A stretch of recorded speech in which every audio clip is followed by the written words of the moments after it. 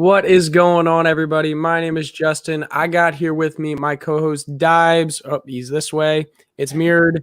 I got my man Dives with me, the co-host of the Sixers Watch Parties.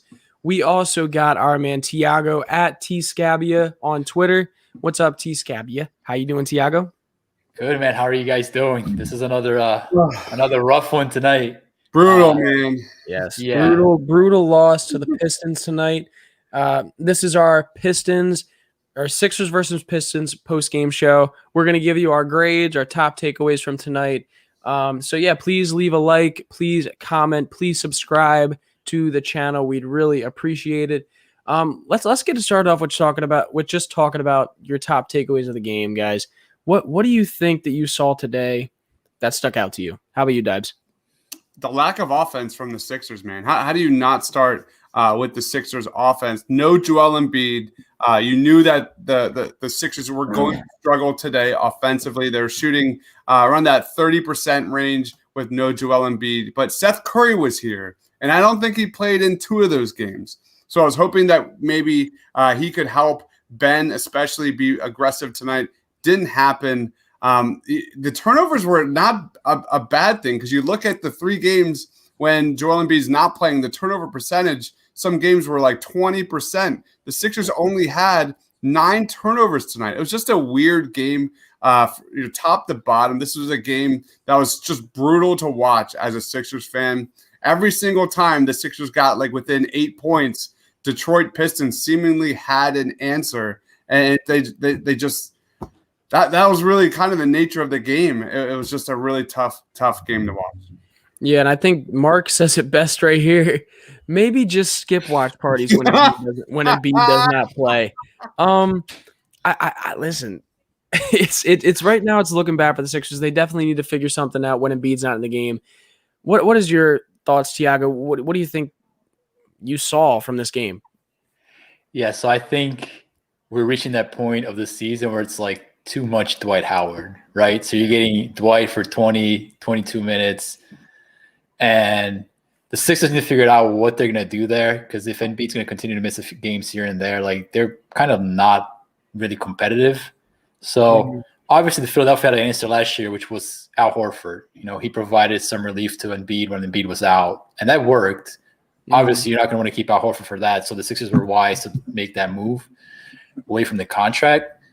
But you watch the Sixers between Ben and Dwight, you know, it doesn't work really well.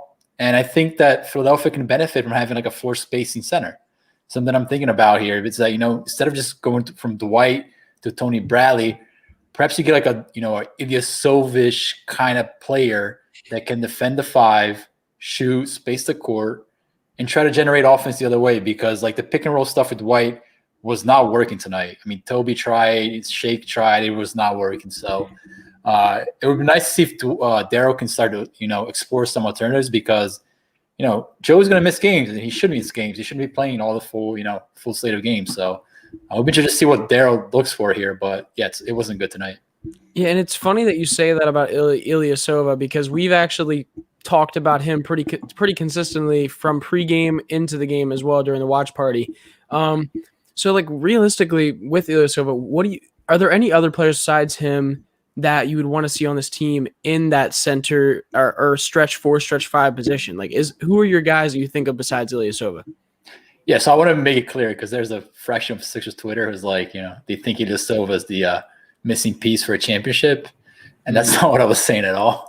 I was saying kind of that kind of player, and I think somebody like, I don't know, like a Luke Cornett, somebody who can kind of stretch the floor, defend the 5, something along those lines can really, I think, help create a lot more offense for the Sixers. So, the fact that Ben has not made the leap as a center defensively, like you definitely see him struggle. They have to look at another player. So just something to throw out there. You guys may have a different take on that. Yeah, what are your thoughts, Dives? I would love to bring back Ilyasova. That obviously I'm holding on to a couple years ago, the Ilyasova lightning in a bottle. Because when I think of Ilyasova, I think of that like like 20-game win streak they went on. Like, remember that? Wasn't that? Yeah, Yeah, it was something crazy like 20. It was between like 20 and 25, but like Crazy. they were playing legit basketball. Yeah, Him and oh my goodness, the name's escaping me right now. Bellinelli, yeah, yeah, that was fun. crazy. I would be for Ilyasova. That's clearly the biggest area of an upgrade they have to find. I leave the names for those guys up to my man Tiago, like Brock, like Jason, like Austin. Those guys grind it. They'll find someone, but I think of beyond obvious the major area of weakness for the Sixers. You think of like what the Celtics like to do, right? So when Tristan Thompson goes to the bench, they bring in like a Grant Williams. So it spaces the floor out for them, and the Sixers don't have that type of player right now on the roster. Yeah, and it's tough, but I think we'll find something like that. I don't think it's hard necessarily to find a guy like that in the NBA, even whether it's the buyout market, whether it's a trade. And I think that's why it would be interesting to see a guy like PJ Tucker come to this team. Now that would be tough, just because you may need to give up a little bit more than you want to when it comes to draft capital. I don't think you're gonna have to. I don't think you're gonna have to give up a first round pick, obviously, because you're not going to. But like, even giving up a second round pick for a guy who's probably not going to be there the next year because he's on an expiring deal is kind of tough. Ilyasova is an NBA 2K8 legend. My goodness, we're off the track on the Ilyasova talk. I'm sorry, guys. That was not my intention. You're good. So let's really dive into this game real quick. So obviously, I think 3-point shooting was a big difference in this game. I mean, the Pistons went 17 for 38. They were pretty, obviously they cooled down, but they were pretty hot for a bit during the game. We went 9 for 28. Being that we just got a guy like Seth Curry back in the lineup, we got a guy like Furkan back in the lineup, does it concern you that our shooting was this poor? Even with, because I mean, like obviously Joel Embiid, when he's in the lineup, he creates a lot of gravity going to the inside. But you still you still need to be able to hit a shot even when it's just 1-on-1. So what are your thoughts with that? Yeah, Tiago nailed it. We talked about that right at the end of the watch party. It shows you how valuable Embiid is to this roster, how much spacing he provides, and B, how much improved Joel Embiid has been reading the double team and getting the ball out onto the perimeter and finding guys for open looks, because our Sixers shooters were not in sync tonight. Danny Green had 6 points. Seth Curry had 7 points. Just not the night you were looking for with no Joel Embiid. And I think that just speaks volumes to how impactful Embiid has been this season. And just one more point on that, because I'm looking at the box score now, and Ben Simmons played 21 minutes, so he was in foul trouble, obviously. There's another guy who creates a ton of open shots for you. So between Embiid, you're not getting that double team with Embiid on the court. You're not getting Simmons, coming downhill, driving and kicking. Those two factors play a massive role in why the Sixers were not shooting well tonight. So yeah, just something to think about. When those two guys are out the court, it's tough, man. It's tough sledding. Yeah, definitely. I mean, and where am I looking at? The fact that we only had 9 turnovers in this game, and the Pistons had 18, and we lost, like that's insane. Like usually if you win the turnover battle, you have a pretty good chance of winning the game. Like that's what I said that like during a watch party. Like this is a really weird game. Like you look at the box, you look at the final results of this, and you see Ben with only like 2 turnovers or something. Like you look at Dwight Howard only had 1 turnover and he had 4 rebounds in 24 minutes. Like there's like some weird numbers here that don't make sense at all. And when you look at the final result, you're like, that doesn't tell the story of what we've seen so far to date. The only Dwight Howard stat that I care about are the minutes, and the fact that he played 24 minutes. It's like, all right, we got to end this Dwight Howard thing here. But okay, let's talk about the one bright spot. Excuse me. Let's talk about the one bright spot for this game, and I would say Tobias Harris. Tobias Harris had a pretty good game, all things said. I mean, he had 25 points, 2 assists, 7 rebounds, 10 for 19 from the field, 3 for 6, and he had 3 for 6 from 3. He had to carry this team a lot of times, and he had a few shots late in the game that obviously were pretty nice. But Do you guys have any thoughts on like upside for this team that from what you saw? Is there any takeaways from the upside of it, or is it mostly just like, okay, yeah, Dwight Howard played like shit?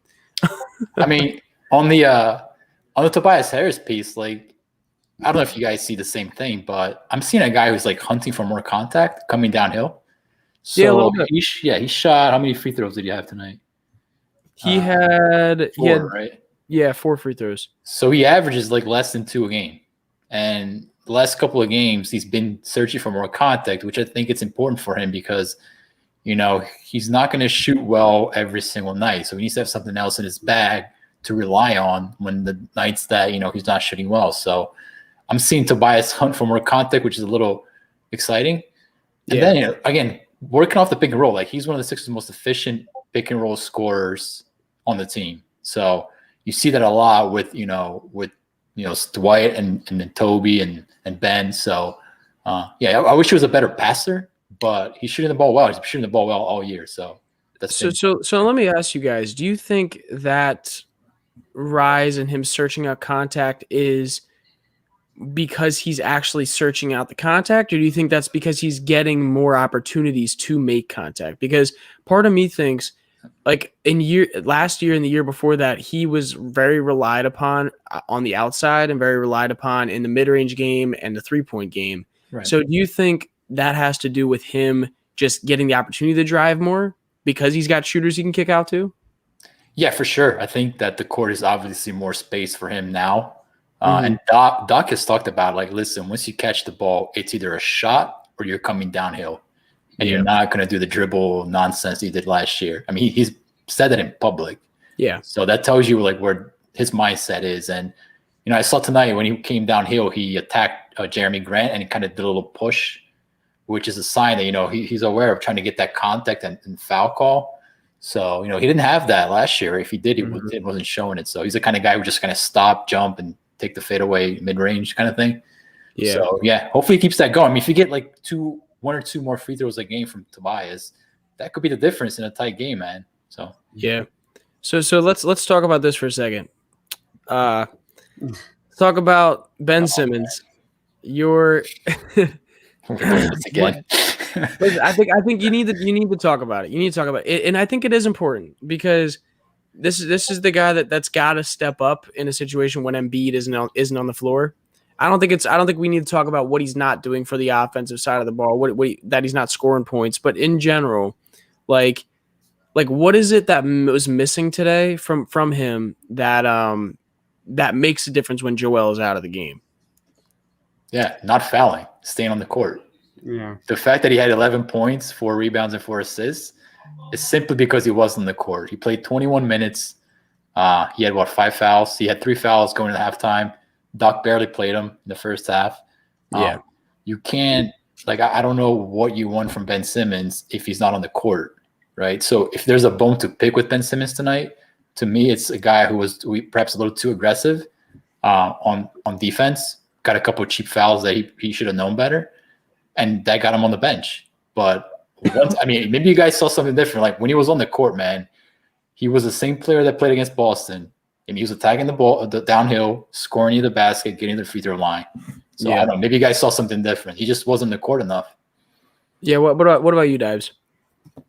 I mean, I didn't really see that much aggressiveness. Like when I was watching the game, I think in the fourth quarter we saw one take into the paint, and I remember reacting like, was that the first actual downhill drive from Ben all game long? And he was pretty much in coast mode. Ben seemingly was in coast mode, at least for that first 2.5, 3 quarters when he was just pretty much checked out. That's what it seemed like. The shots weren't falling. He was checked out. And then we saw him get it together towards, I think, at the beginning of that fourth quarter.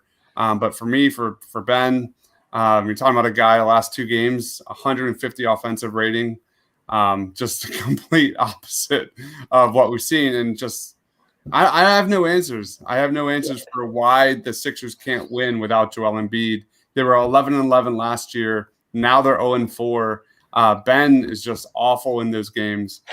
So it's I don't know whether it's Doc Rivers trying to rely on the same offense too much. Maybe he needs to switch it up a little bit or something. But there is no answers right now. You're not And, saying. let's stay on that topic for a second, because I think Tiago had a good point when we first got on here, saying that like I think a big reason why we're not winning those games is because you don't have Al Horford back there anymore to be that guy who's in the game when Joel is not playing. Well, it's as simple as the Sixers are shooting 30% from three when Joel doesn't play. If you're getting that spacing with Ben Simmons and no Joel Embiid, like it's not that. I don't think that's rocket science. Yeah. No, I don't disagree. One point I'll make on Ben, because there's this expectation that, and partially is warranted, right? Because the guy gets paid a lot of money, but there's expectation that when Joel is out, that Ben Simmons should be the guy to take on the scoring load. And at no point in Ben's career did Ben ever show capable or willing to take on a scoring load. When Klay Thompson is hurt or when Steph Curry's hurt, you don't see Draymond Green take 30 shots a game and, score 50 points. Yeah. So there's kind of a little bit expectation that Ben should, be the guy to take the offense by the horn and really to be the scorer of the offense. And he's not that player. Like, he's just not that player. I mean, for Ben, you have to look at the entire picture with him. Now, if you're asking me, should he take on more of a scoring load when Joel is out? Perhaps, but part of that is him growing his game as a scorer, and he's not that right now. So I don't want to see Ben Simmons take 5 threes a game and take 10 jump shots when Joel is out, because that's not going to be a recipe to win either. So I see. To me, it's not as much about like the numbers of scoring. To me, it's just the aggressiveness altogether. I think he was a little bit aggressive in the wrong way today. To me, he looked a lot like what Dwight Howard was at first when Joel was out. It was like, okay, I'm just I'm being too aggressive on defense when I'm the one who needs to basically run this offense today. You know what I mean? Mind you, Ben is in charge of running the offense on like every game most of the time, but Joel commands the ball more in the half court play, and you need Ben to be able to be on the floor. A lot of times during the game on the offensive side of the ball, because Joel is not in there. Right. So my thing is, it's not as much the aggressiveness of scoring; it's the aggressiveness altogether of playmaking for others and driving in to playmake for others. So that's my thing where it's like, not necessarily do I need him to score a ton of points more. It's more just attacking. Exactly. Yeah. To facilitate. Yeah. But I lost track of thought. I had something else I want to talk about. Oh, yes. Real quick, I want to get into Mike Scott a little bit, because I know we talked about this at the end of the watch party, but let's talk about this a little bit. Mike Scott coming in, he actually got some airtime, got some airtime. I don't know if it's for the right reasons, but he got some airtime. Almost fighting Josh Jackson. I forgot he was on the team. When I saw, I was like, holy crap, we have Mike Scott. He wasn't even dressed. He might get a fine for that because he pulled his mask down. Did he? League protocol, you can't do that, I don't think. So he in 0 minutes and $20,000 fine. Oh man. I mean, listen, he's basically stealing $5 million from the Sixers this year anyway, so it's okay. It's probably okay. You could probably spare some of that change. Yeah, I mean, but we talked about that. They Pistons paid Wayne Ellington $2 million before the season, and you're paying Mike Scott $5 million to get in fights. I mean, what are we really doing right now? Yeah, exactly. Do you guys have any like just to finish it off? Do you guys have any last takeaways you want to talk about from this game? I know this game is kind of hard to find any based on this loss, but you guys have anything? No, I'm excited to move on and get to this Lakers game. And Ben and Joel, 60 combined points from those two on Wednesday night is pretty much the recipe, the medication I need after watching this brutal game.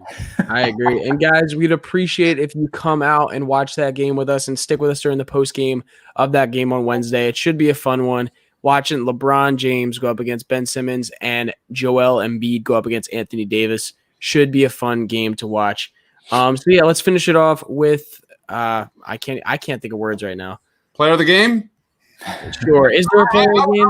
I want to give some love to my man, Tony Bradley. 12 points tonight, 9 boards in 23 minutes. Yeah. You look at games without Joel Embiid. The Denver game, he had 15 boards and 11 points. I'm not saying trade Joel Embiid, but I don't don't know. I don't know, guys. Tony Bradley, baby. TB11. Oh my goodness. How about you, T? Are you out of player game? I wouldn't be surprised if tomorrow talk show radio some knucklehead is like, we just can't trust Embiid. Gotta get rid of him. He's never on the court. I liked what I saw from Tony Bradley, and you're like, no. I mean, the player of the game for me was Tobias. He was by far the best player on the court for the Sixers tonight. So, yeah, that's it. I'm gonna say my player of the game just because we haven't given him a lot of love. Tyrese Maxey, 17 points, 2 assists, 2 rebounds, 6 for 12 from the field, and 2 for 3 from 3 with 3 steals. Obviously, he got a lot of garbage minutes at the end. Yeah, but I think it still deserves a shout out because we love Mad Max around here. But do you guys want to grade this game? It's a tough game. It's hard. It's a tough game to grade. I'm gonna give it a C. How about you guys? D plus. I came into this game thinking they were going to lose. You look at the numbers with Joel Embiid this year; it's a mess. The fact that they didn't turn over the ball, the fact that they continued to not shoot the ball, so it's like, yeah. I'll go a D. This was the fact that I'm not going an F is ridiculous. I can't believe I'm not going an F. Well, Marky's 215 is going F minus. I didn't know F minus was a grade. Hey, it is now, man. I'm gonna give him an F. I'm gonna give him an F. This was absolutely terrible. They were clearly in coast mode, getting ready for Wednesday night's game. Joel Embiid, it's all precautionary.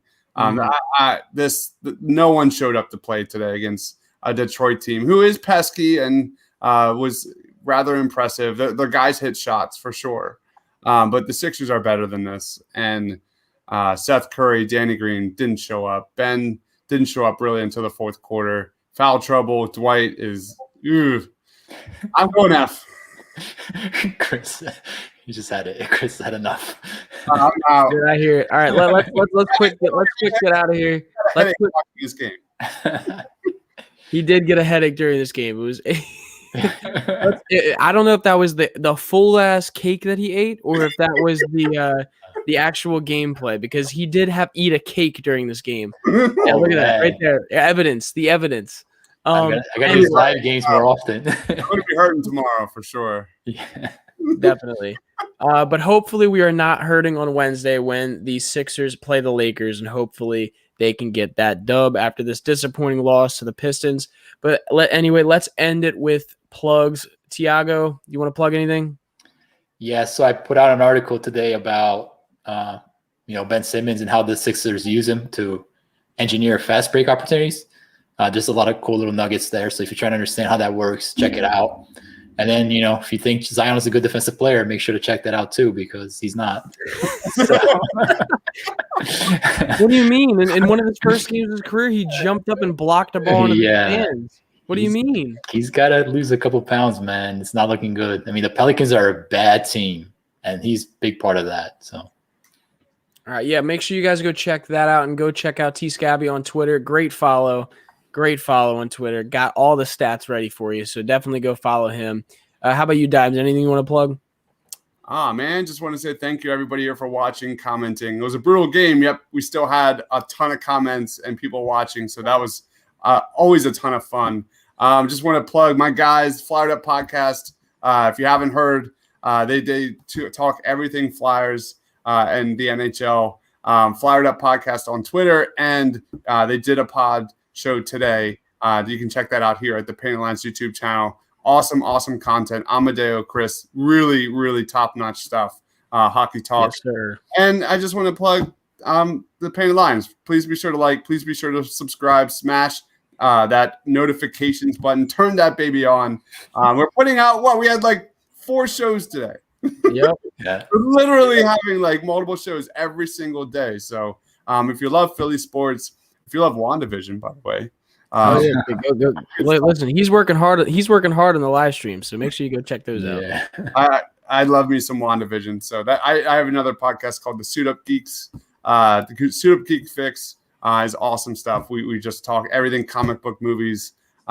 Star Wars. I'm getting ready to read a Star Wars novel. We're going to be doing chapter reviews. It's going to be awesome.